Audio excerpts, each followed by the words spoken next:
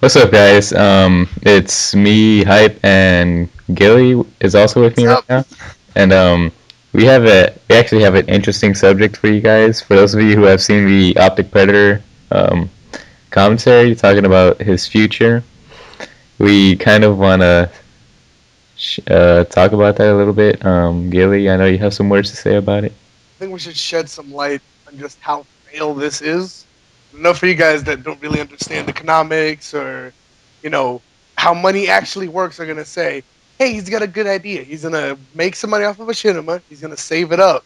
The money he's gonna save it up, he's gonna buy houses, and then he's gonna rent out those houses. A good idea on paper, but you're not including the fact that those houses can cost anywhere from 100,000 to 300,000 or more. A house, he's not getting paid more than like what, like $2,000 like every quarter, which is about $8,000 like a year off of a cinema. So he's not actually going to get that house anytime soon. He's just going to get the random $8,000 off of a cinema or whatever. I'm just guesstimating. It could be anywhere from 8,000 to maybe 12,000 max. I don't think they're going to pay it more than that, considering that the channel does have a lot of people working for them, and they don't really make all that much money. So you're looking at maybe $12,000 max. To buy a house is going to take him more than 10 years to buy a halfway decent house, and that's not even all that great for 120,000.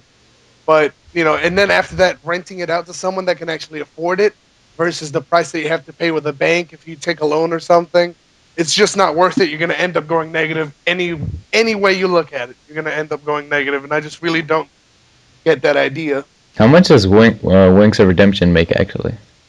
I don't know, but if you look at it, it's just his channel, right? Yeah, And the estimated amount that they make, Philly D makes what, like 160,000 a year, and that was when it was just him.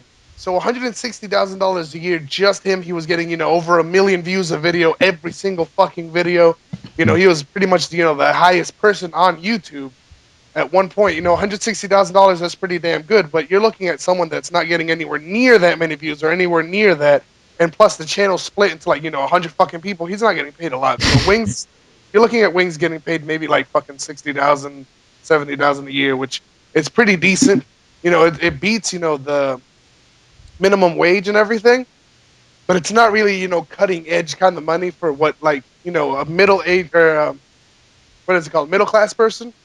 You're going to be looking at 70 to $80,000. So he's about middle class off of YouTube, but it's a full time job, and you can't just stop playing it. You know what I mean? Like, you can't stop playing Call of Duty for a week and then expect to come back and just get a gameplay. You know what I mean? yeah. So it's a full time Unless job that you're you have to me. keep going. Wow. It's a full time job. You have to keep going and you can't stop. And, I'd say it's even harder than getting an actual job. Like being a lawyer, I'd say making videos is a lot harder But because you you could make a lot also less. like have a side job too, like work at Subway and do this on the side. Like, Nah, nah. Would you work at Subway if you were making $80,000, dude? yes, No way in hell. I hear that like you can as soon as like your shift is over and you're about to go home, you can buy a Subway and you can enjoy a nice meal while you play Call of Duty. I mean, I guess, but if I was making 80,000, just fucking playing Call of Duty, I probably wouldn't do it. But then again, the job of choice I'm going for is completely just out of this realm compared to making videos. Like I'm going to for general surgery, and the amount of knowledge and stuff I need to know is just extraordinary. And I think that making videos is pretty much as hard as being a surgeon. Like it's up there. What makes you think it? Hold on. Okay, what makes you think it's so hard? And no, that was not me sucking a dick. I mean, if you're playing like a game every day, and then needing gameplay off of that game, and then needing cutting edge editing and cutting edge ideas and just pumping out stuff, and then there's so much competition.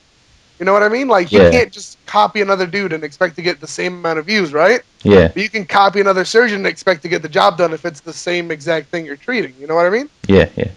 So I think it's pretty hard. It's rough. It's rough working. On YouTube is rough, but But if you fuck looking up at it as a like you're gonna surgeon, buy you, houses off of it, that's crazy.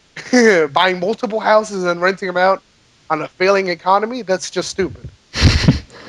why is the economy failing right now? Actually, I'm 14. I don't look It's into just it. it's just nonstop war.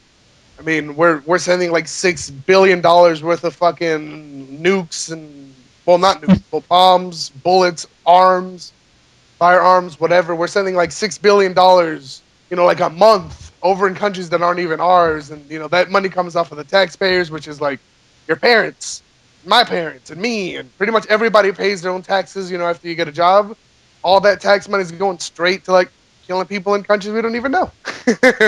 Doing shit. What's up with all the war? What do you like? How do you think this world would be going if there was no war whatsoever? I don't know. War is the.